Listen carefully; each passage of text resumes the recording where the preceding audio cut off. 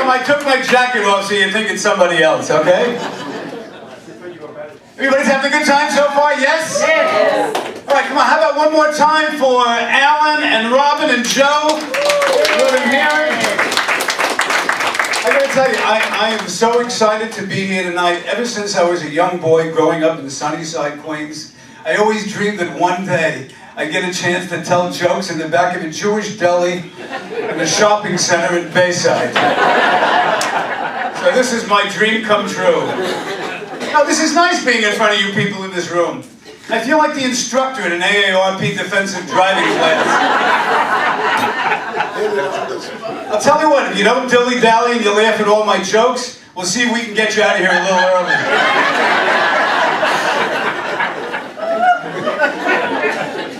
Anyway, so there were no birthdays. There actually is a birthday. Today is my dog's birthday. Yay! Thank you, that's right. You ready for this? 18 years old. Wow. That's old, right? Yeah. He's amazing, still sharp as a tack. This morning I told him to roll over. He took all the money out of an IRA CD and transferred it into his 401k. Is that sechel or what? Yeah, listen, we're all getting older. Back in March I celebrated my 57th birthday. Yay! Thank you. It's a little weird though because I'm 62. Just trying to stay young. Most people are surprised when I tell them I'm 62. Yeah, that's because I sneak up behind them and I go, I'm 62! Does it every time. I feel great though. One of my secrets, I start every day by taking 1,200 milligrams of fish oil. First time I tried it, I was hooked. I was hooked! No, seriously? Anybody else taking? No, then maybe I'm hardly ever sick, I'm much more relaxed, and I can sleep with my eyes open. Confuses the shit out of my kids. It's like, Dad, how can we tell if you're awake? I don't know, sprinkle a few flicks on the bed, see if I go for it. Now, if you'll excuse me, I'm trying to get your mother to meet me upstream. I wish my kids would exercise and eat healthy like I do. The other day my son says, hey Dad, starting tomorrow, I'm going to start every day with 100 crunches. I go, yeah, what kind? Nestle's or Captain? My 26-year-old son just moved back into the house, right? No more privacy. Now when I want to have sex, I have to wait till my son and wife leave the house. Robin said it, kids drive you nuts. My daughter plays in a rock band. Right, every time she comes over for dinner, she plays the songs with the silverware. That's great. I'm like, Liz, will you stop banging on the table? Oh, I can't help it, Dad. I'm the drummer. I'm like, oh yeah? Well, you don't see your brother crapping on the table, and he's an asshole. Kids drive you nuts. After our second child was born, I had a vasectomy. After our third, I had a lawsuit. This time I'm having surgery at Costco. Anybody else have a vasectomy? That's something you want to disclose in the back of Ben's on Saturday night. Did you really? Good for you. What's your name? Stu. What? Stu. Stu. Good for you, Stu. You know why? Because most guys I know are scared to get a vasectomy. That's right. They always get a less. I mean, doesn't it affect your, performance? No. Honestly? I don't notice any difference at all when I'm up here telling jokes. I don't know if you had this, but when you get the vasectomy, the surgeon shows you this article you have to read. Very interesting. Did you know that the average male makes 120 million sperm every 24 hours? Whoa! And my wife thinks I do nothing all day long.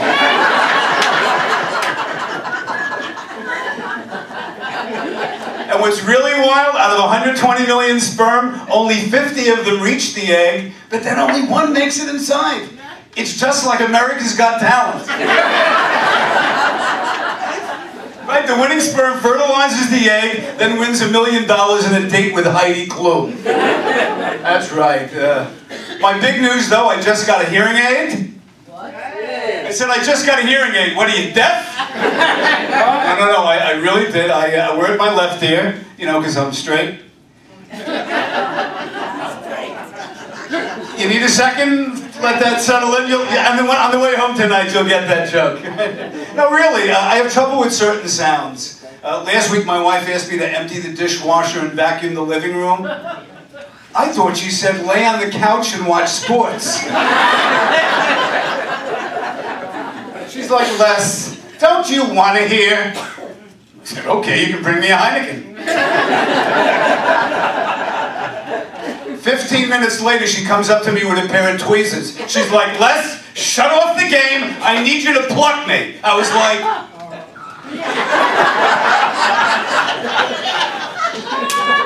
I was like, honey, ooh, it's about time we trimmed your goatee. My kids think it's a big joke. You know, when I wore a hearing aid home for the first time, they're all waiting for me in front of the house like this. You're very funny. Even my dog's a wise ass. My family drives me nuts. My younger daughter lives in South Korea. And the only time I ever get to see her is on Skype. Do you guys Skype? Right, all right, so this morning at 6 a.m. I'm in the bathroom. My wife's banging on the door. Les, Samantha's on Skype! Well, great, tell her Daddy's on the bowl. She's going, Les, she just logged in. I said, well, I'm trying to log out. I hate when people give me a hard time. Last Sunday I did a major shopping run at Stop and Shop. I got on the line on the express lane. Yeah, I do it all the time, right? Lady behind me starts flipping out. Hey, mister, can't you read the sign? It says 10 items or less. Yeah, I'm Les.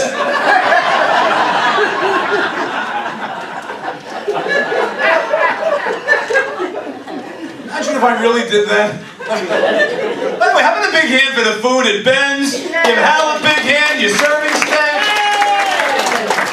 I tell you, I love trying new restaurants. Yesterday for lunch for the first time ever, I hope I can say this, I had lunch at Katz's Deli. Whoa. Have you been there, anybody? Yeah. Whoa, I couldn't believe it. Pastrami sandwich, $18.95. I said, wow, this is expensive. The server says, this is where they filmed When Harry Met Sally. You can sit in the exact seat that Meg Ryan had the fake orgasm. I said, yeah? I said, listen, for $18.95, I want Meg Ryan to bring me the sandwich, sit on my lap, and give me a real one. Guy next to me in line says, I'll have what he's having. Now, you never know where you're going to get a good meal. So the afternoon, my wife and I went furniture shopping. I actually had a sandwich in the coffee shop at IKEA. Have you been there? I couldn't believe it. It was delicious and reasonable, but I had to assemble it. And who can understand the Swedish menu? I wound up having a honey-roasted Grinks on a seedless Bjork with a small diet forage. No ice. Right, we like going to IKEA so we can laugh at all the funny Swedish names. I think we should open up an Ethan Allen Furniture in Stockholm just so that they can laugh at all our funny American names. You're Sven! Ach, the couch! Couch! Sven! Wall unit! Cinnamon bun! I really did go shopping. I'm exhausted. Long day today. On the way over here tonight, I stopped by for a quick pick-me-up at Starbucks. Yeah, I love going to Starbucks. I hate the coffee. It's the only place where I'm considered a tall. Nobody goes to Starbucks. Okay. You guys all know each other? Are you all in the same? That's why you're... See, I hate going out to eat with certain people. You guys are getting along, all right? I hate going out to eat with certain people. A couple weeks ago, I went to a diner with a friend of mine, all right? Check this out. He ordered soup, a salad, steak sandwich, french fries, 2 beers, a piece of apple pie, and a cup of coffee. All I had was an English muffin. You're way ahead of me, right? When the bill comes, he's like, Les, listen, tell you what, to make it easy,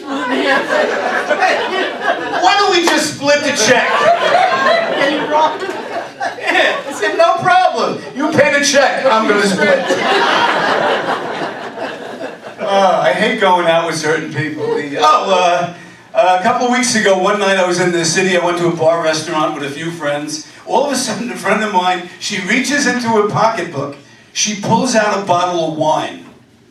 I was like, why did you bring that? We're in a bar. She said, well, to be honest with you, Les, I'm really not crazy about the selection they have here. I said, really? That would be like me bringing my wife to a brothel because I don't like their choice of hookers.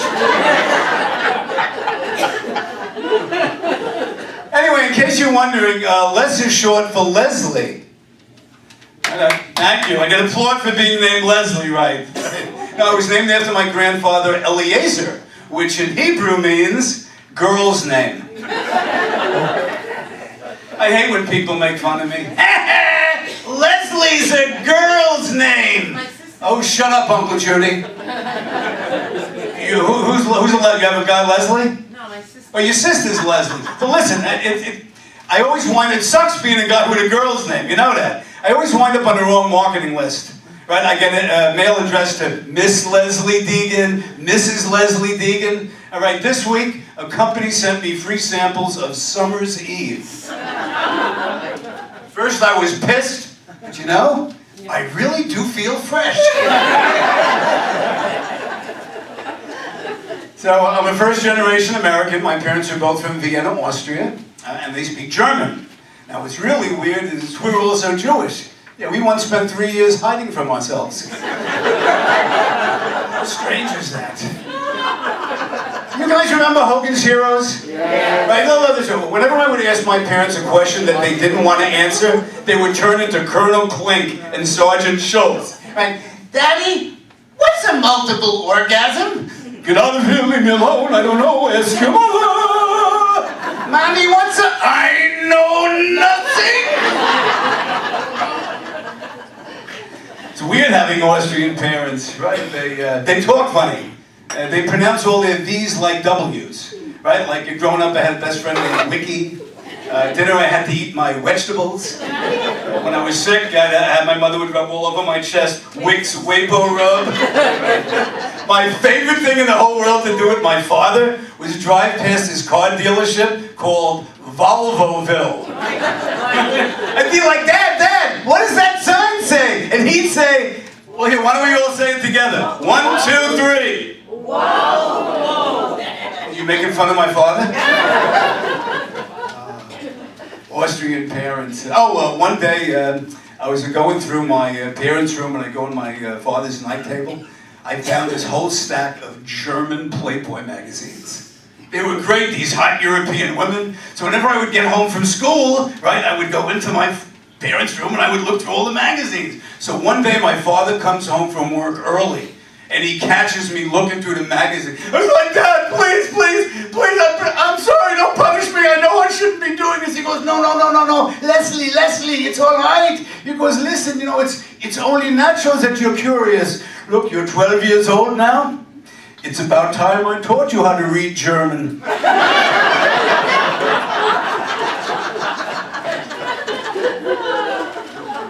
Growing up, I was an only child. And it bothered me not having brothers and sisters. It gave me more time to play with myself. It frustrated my parents, though, because whenever I wouldn't meet up to their expectations, they had nobody to compare me to. Leslie, what's wrong with you? Why can't you be more like... Never mind, go play with yourself. Had a very annoying mother. Whenever I had dirt on my face, my mother would lick her fingers and wipe it off with her saliva. Whose mom used to do that? Who's a mom and does that? Who's a grandmom and does it? I hated it. She was like the homeless guy in the city that comes up to your car and washes your windshield. Leslie, you have schmutz on your face! I'm like, come on! Thanks, Ma, here's $1. Hey, you want to make some real money? Dad's in the next room with his buddies having linguine and red clam sauce. My mother had this other very annoying habit. Whenever she told me something, she could never be direct.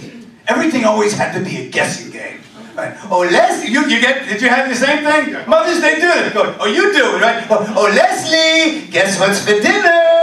Oh, Leslie, guess what's on television? I'd be like, Ma, guess what I was doing when you marched in here without knocking? Now can you please step out of the shower? And tell Daddy I said thanks for the magazine. Oh, Leslie, guess who's not really your father? It's only a joke, Mom and Dad, chill. It probably won't surprise you to learn that I was also a bedwetter. Any bedwetters in the house? Well, maybe the same guy with the vasectomy, I don't know. Bedwetter or a bed better? No, a bed what? A bedwetter or a bed better? A bed better? What's a bed better? It's like you have to be screened before you can go to sleep? Your parents pronounce the W's like these. Oh, no, that's right. No, this man has been paying attention. I was a bed better. That's right. Oh, that's right. Okay, all right. That's right. You'll get a victory for that. It makes it better. It's getting better all the time. I used to wet my bed back in the 60s. My parents used to call bedwetting having an accident. I hated that expression. Leslie, did you have an accident? Yeah, Dad, there's an overturned tractor trailer in my bed. Yeah, my sheets are totaled. Mommy's on the phone with State Farm checking to see if it's covered under our flood insurance. Now I'm finding out the hard way that bedwetting is genetic. That's right, I got 3 of my own kids. Now I'm wetting their beds. Oh my God, but I turned out okay. I was, with all the trials and tribulations, I was all-city third baseman for Queens College in 1976. Wow. Right, thank you. The only thing that kept me out of the major leagues was my glasses. Yeah, I kept filling them with scotch. No, I wasn't a drinker. I did graduate from Queens College in 76, though. Any Queens College people? All right, my major was rolling joints. No, it was. My diploma was printed on an 8x10 sheet of big bamboo. After I graduated from Queens, I went on to Columbia. Not the university, the country. Talk about higher education. But you know who's getting high these days, folks? This whole table over here. They were doing bong hits out on Bell Boulevard before the show. No, I was reading in the AARP magazine that to combat the pain of arthritis, more and more seniors are smoking medicinal marijuana. I'm checking your eyes right now.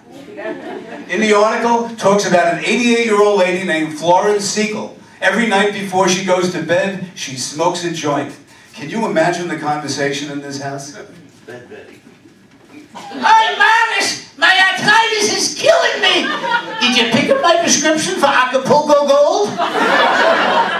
Oh, Florence, I forgot to tell you, you're not coming anymore. I can only get the generic.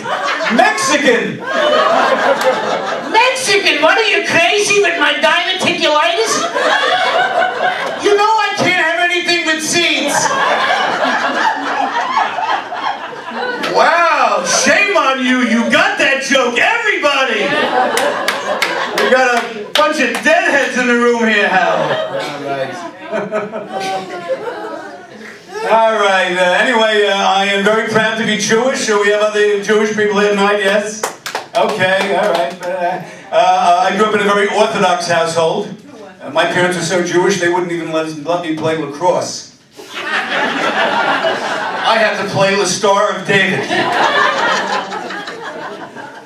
We didn't have a lot of money growing up. We were so poor we couldn't even afford to buy locks. Now, every night my father had to scotch tape the door shut. It's hard being Jewish. Think about it, every holiday there's something we're not allowed to have. Right? Passover, no bread. Yom Kippur, no food. Hanukkah, no Christmas. I was always jealous of my Catholic friends. Where's my 2 Catholics? Here's my Catholic friends on either side. What are you kind of like, just kind of making sure you spread out here? Is that it? Yeah. Now, you know why? I was always jealous of my Catholic friends, because you guys get to do that really, really cool thing. The sign of the cross. See, that's one thing that us Jews don't have. A good hand signal. No, we don't. Maybe when we go to temple, we should use the Jewish star. Hey, Harry, Baruch Hashem, good Shabbos.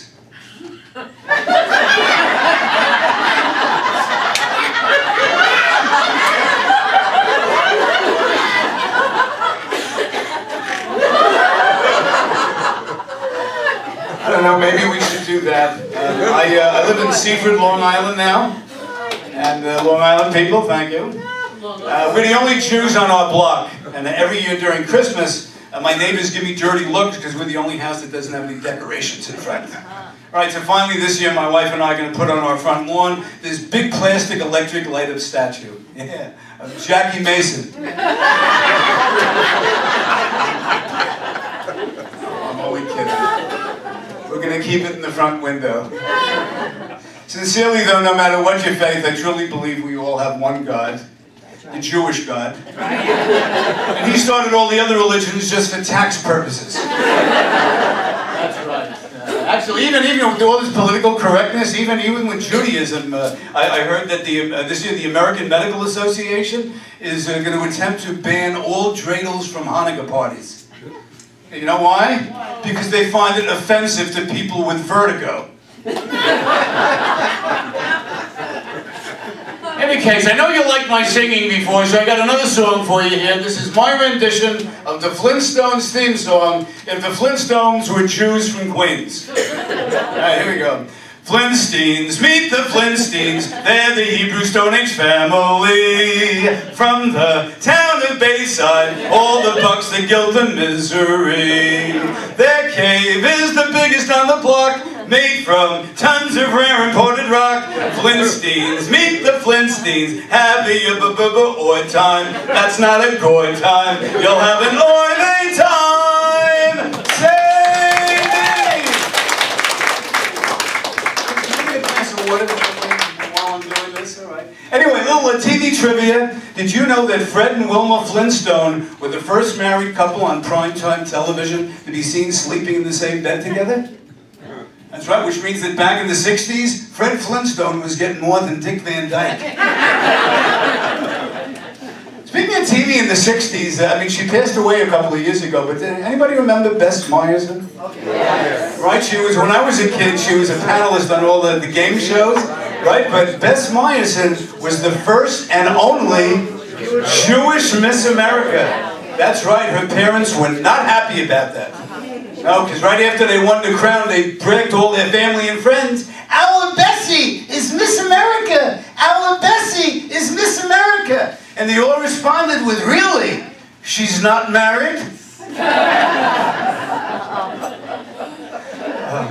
Oh, you know, we just realized he's 18 years old, but we adopted him when he was 2. We've had him for 16 years. Our dog is Jewish. That's right. Whenever we let him in and out of the back door, all right, he jumps up in the air, he sticks his tongue out, and he bangs his head against the wall. He's like this. We didn't know what he was doing. My wife figured it out. He's trying to kiss the mezuzah.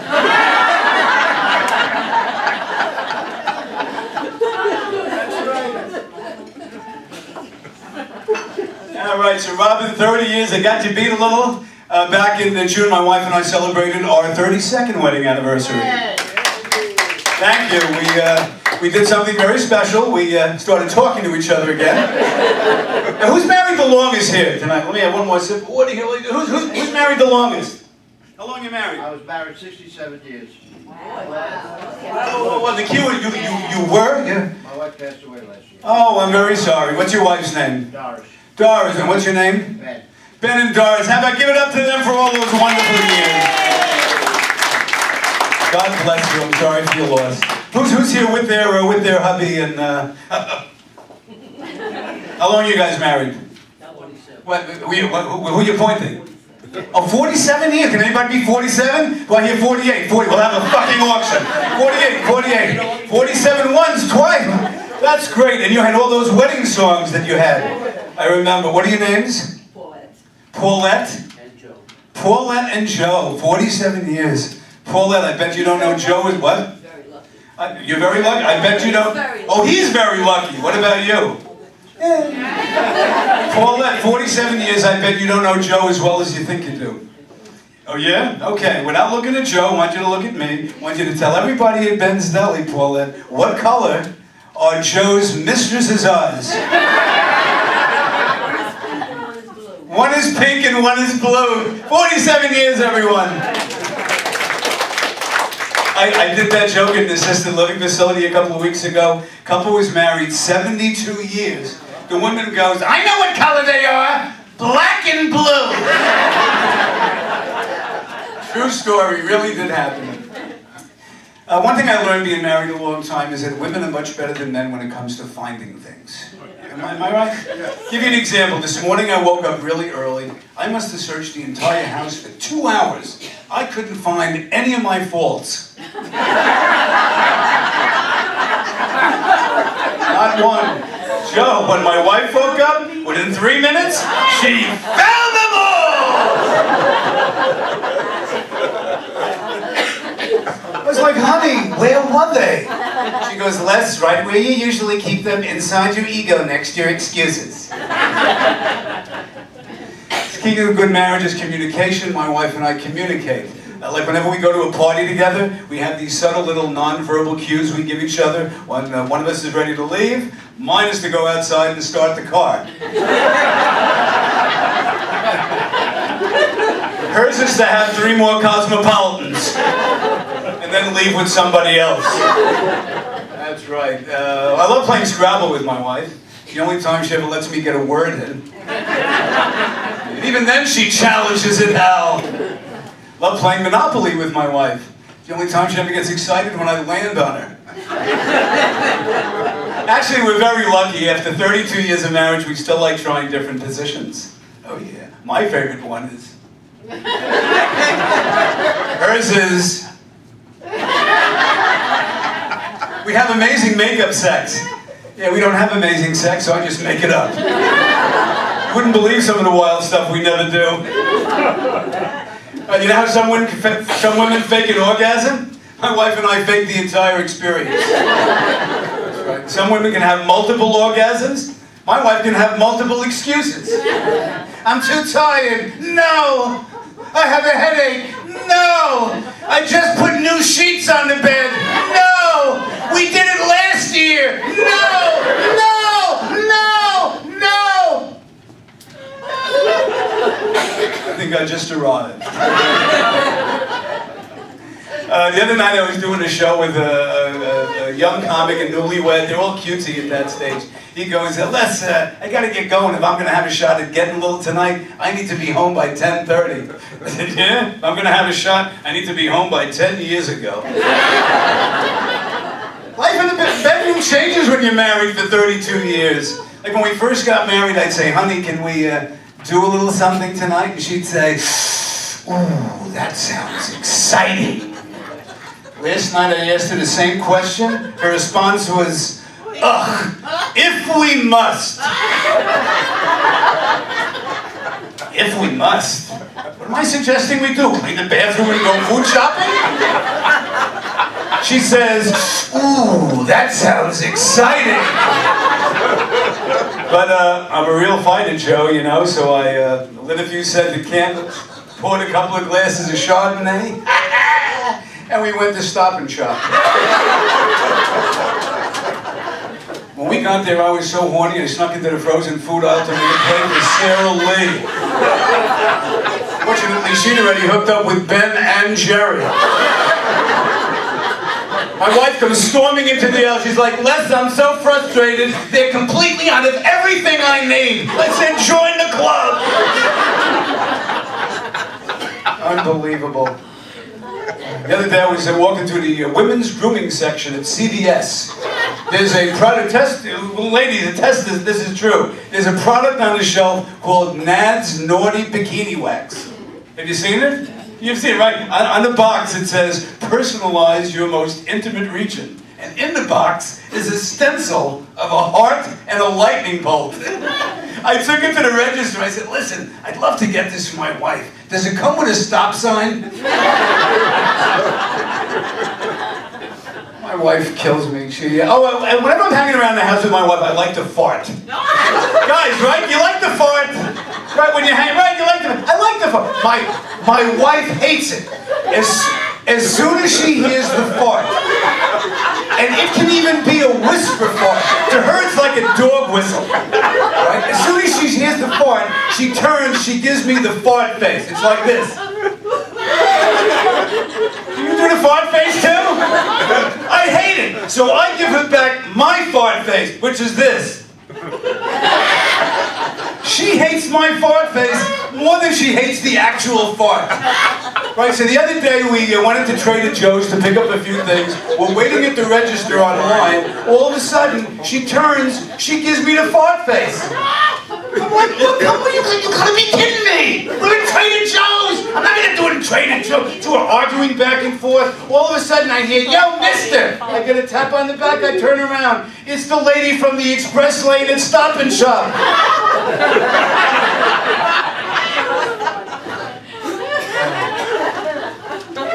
Take a little sip over here. You guys are terrific. I love you. I'm gonna take you all home with me. Actually, with respect to my beautiful bride of 32 years, she can be very romantic. And today at breakfast, she said, you know, Les, next year we're going to be married for 33 years. Should we renew our vows? I said, why? Do they have an expiration date? I said, if anything, we're way past our best if used by date. Can you imagine if wedding vows did expire? Right? Like when you get married, the contract's only good for 4 years. Dearly beloved, we are gathered here today to join these two people in temporary matrimony. Do you, Saul, take you, Shaniqua,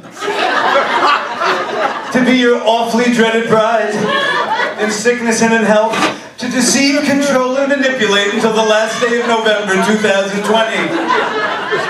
You'll both sign the prenuptial agreement, and there shall be escape clause on page 12 by the power vested in me by the state of anxiety and depression. I now pronounce you man in strife. Saul, you may now be miserable. So, Joe and Paulette, how did you guys meet? It's a long story. Well, I got to close in 10 minutes, or we'll have to hear it another time. But briefly, how'd you meet? Dude, what's the monarch notes? I was engaged to somebody else. You were engaged to somebody else. You fucking character, you! Be honest, Joe. You're a rabbi. What did you think of it? What is it? I was engaged to somebody else, then I broke up. Okay. His uncle picks me up. Okay. That's it. He was from Brooklyn, I was from the Bronx. Oh, okay. I didn't want to go to the Bronx, but when he saw what he was getting, you know. Ladies and gentlemen, it was beschert. I met my wife through the personal ads in New York Magazine. I really did. In September 1983, I placed the ad. I was Mr. Congeniality, sincere Jewish 29, 6'3". Seeks Hebrew soulmate for long walks on the beach and to soar with the eagles. Nice, huh? I got 16 responses, all from Jewish seagulls. I brought one of them home to meet my mother. I said, Ma, you always wanted me to bring home a nice Jewish gull. All right, listen, if you want to try comedy, you can go to any comedy club in what's called Open Mic Night. You familiar with this? It's an amazing concept. Anybody, and I mean anybody, can get up on stage for 5 minutes and try to be a comedian. Now I'm thinking, wouldn't it be scary if other jobs offered the same opportunity? Good evening, ladies and gentlemen. Welcome to Long Island Jewish Medical Center. It's the first Tuesday of the month, which means it's open heart surgery night. I'm your host, Dr. Ayortowitz. Tonight, all patients have a 2-valve minimum. See, our next surgeon tonight is a middle school janitor from Ronkonkoma, Long Island, Wolfgang Schmidt. Wolfie's going to be performing a triple bypass on Sadie Goldberg. Now, tomorrow night at Gutterman's funeral home is open casket night.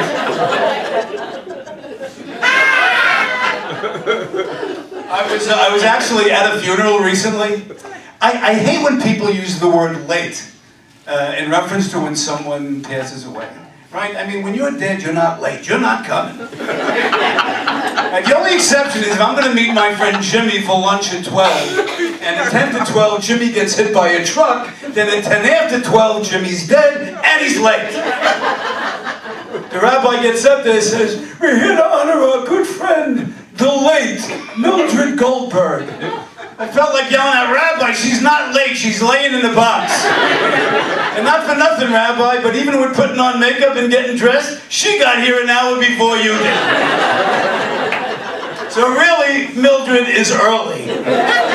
That's right. So anyways, my Long Island people, we have a few. You guys ride the Long Island Railroad? Anybody? I take the railroad into the city every day. And the railroad's been spending thousands of dollars on this PR campaign to warn all the riders against falling into the gap between the train and the platform. Right? They've been hiring celebrities to make announcements at all the stations. All right, for months and months, every morning at 6:49, I'd have to listen to Alec Baldwin. You ever hear him? Oh, this is Alec Baldwin. Be train smart. Step over the gap. It's like, why would they have Alec Baldwin making this announcement? I've never seen him on a train. Want to have a public service announcement about not verbally abusing your kids, turning off your electronic device off an airplane, stalking a celebrity, having a celebrity brother that doesn't pay his taxes, yelling homophobic slurs at a photographer, or riding your bike the wrong way down Fifth Avenue with no identification.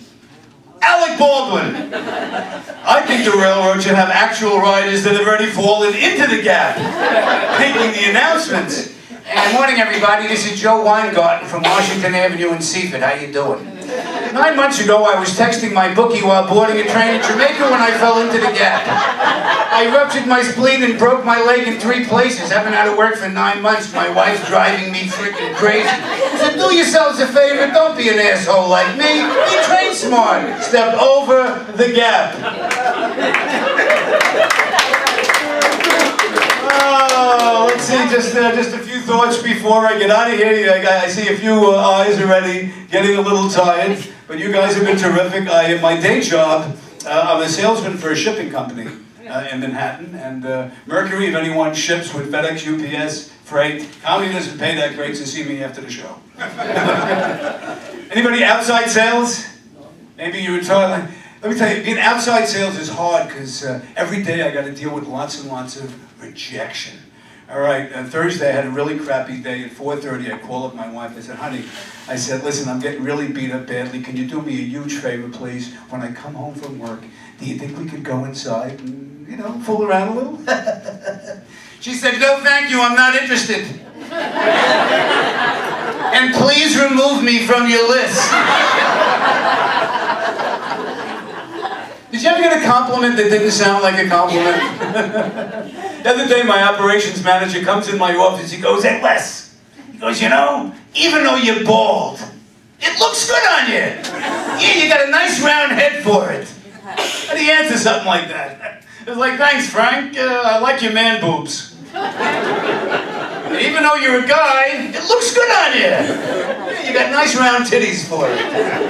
If you're going to give a compliment, give a compliment. I saw one of my customers the other day. I said, Thea, your hair looks beautiful. And she said, oh, thank you. I just had it cut. Now I need to get it dyed. I said, yeah, mine died about 40 years ago.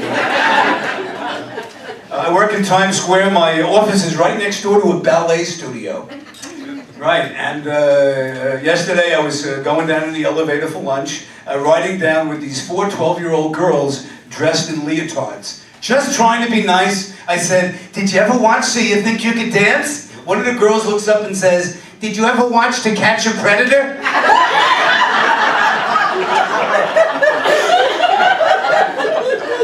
I knew I should have taken the stairs. So I get down to the lobby, a lady taps me on the shoulder, she goes, excuse me, but are you Richard Dreyfuss? I said, no, I'm Sean Connery. So I look a little like Sean Connery. Wouldn't it be cool if Hollywood would have cast me as the first Jewish James Bond? Les Degen is 007, but for you, 006. They could recreate some of the greatest Bond films of all time. The Spy Who Loved Me, For My Money. From Great Neck with Guilt. You Should Only Live Twice. My Son the Doctor. No? And my favorite one, We Buy Goldfinger. The name's Bond, Israel Bond. Mr. Goldfinger, are you expecting me to browse? Mr. Bond, I'm expecting you to buy! Let's see, so this morning I was having breakfast, And I'm having a bowl of cereal. All of a sudden, my little 18-year-old dog comes under the table. Let's go to smelliest, longest fart you have ever smelled in your entire life. I said, Sonny, how could you? He looks back up at me. All right, I'm going to leave you guys with my favorite joke. All right, we got the holidays coming up, Thanksgiving, Christmas, New Year's, so here's a nice clean joke that you can tell. Jesus of Nazareth is walking through his rose garden, and he rips his robe on a thorn. So he does a Google search, and he finds Goldberg of Jerusalem. So he walks into Goldberg's shop, he throws the robe on the table, and Goldberg looks up and says, "Oh my goodness!" He goes, "I don't believe it. Aren't you Jesus of Nazareth?" And Jesus says, "Yes." He goes, "Well, I don't get it. I mean, you walk on water, you make miracles. You know, what are you doing here?" He goes, "Well, I'm really not very good with a needle and thread."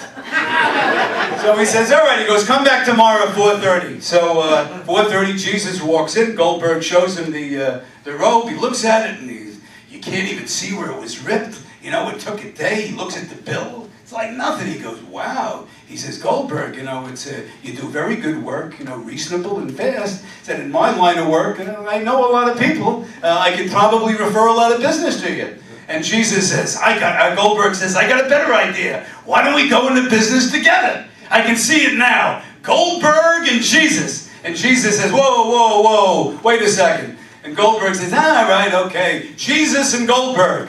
And Jesus says, no, that's not what I mean. It's just that I wouldn't feel comfortable using, you know, my name for commercial purposes. So Goldberg goes, Lord and Taylor.